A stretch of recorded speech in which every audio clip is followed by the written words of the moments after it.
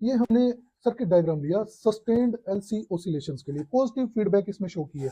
Suppose ये amplifier है जिसका गेन ए है, ओके, यहाँ पे हमने इसको इनपुट सिग्नल दिया ये वी आई, और अगर इसका गेन ए है तो आउटपुट हमारे पास ए इंटू वी आई आएगी। Output will be A into V I. इस आउटपुट को हमने फीडबैक सर्किट में डाल दिया, फीडबैक नेटवर्क है, ठीक है, इसमें दे दिया। ये मतलब ये आउटपुट जो होगी इस फीडबैक नेटवर्क की इनपुट है। तो हमारे पास ये आउटपुट आती है A beta into V I.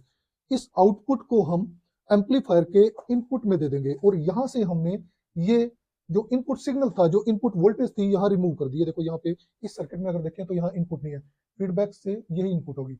Okay, इस पॉजिटिव फीडबैक के लिए एक चीज जरूरी है कि जो हमारा आउटपुट में आएगी ये this should be in the correct phase with the input, ठीक है, तभी हमारा सिग्नल एम्पलीफाई होगा। अब यहाँ पे तीन सिचुएशन अराइज होती हैं। First situation A beta less than 1, मतलब A beta into V I less than V I. ये जो आउटपुट आई हमारी फीडबैक सर्किट से, ये लेस देन जो ये इनपुट हमने लगाई थी उससे होगी उस केस में, और सिग्नल विल डाई आउट। ये सिग्नल देखो यहाँ पे कम होता जा रहा है, डैम्पिंग बोलते हैं इसको। दूसरा केस है ए बीटा ग्रेटर देन 1। इसका मतलब है कि A beta into V I greater than V I.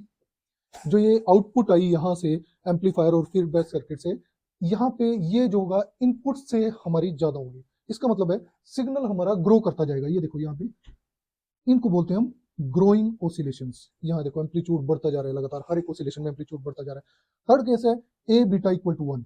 A beta 1 means A beta V I equal to V I, यानी ये जो आउटपुट आई हमारी ये चेंज नहीं होगी, सेम रहेगी। किसके सेम रहेगी? जो हमने शुरू में इनपुट दी थी। तो A beta equal to 1 means sustained oscillations हमारे पास आई, और सस्टेन्ड ऑसिलेशन मींस इस तरह का आता है, और इसमें एम्पलीट्यूड देखो सेम है। ओके, और अब हम देखते हैं कि ओवरऑल अगर हम पॉजिटिव फीडबैक की बात करते हैं,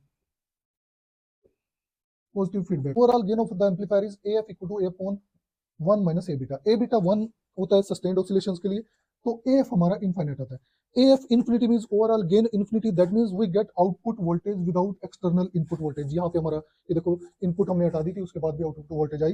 तो इस केस में जो एम्पलीफायर होगा that will becomes N oscillator. और ये जो ए बीटा इक्वल टू 1 की कंडीशन आई, ये जो क्राइटेरिया आया, this is called Barkhausen criteria for sustained oscillations.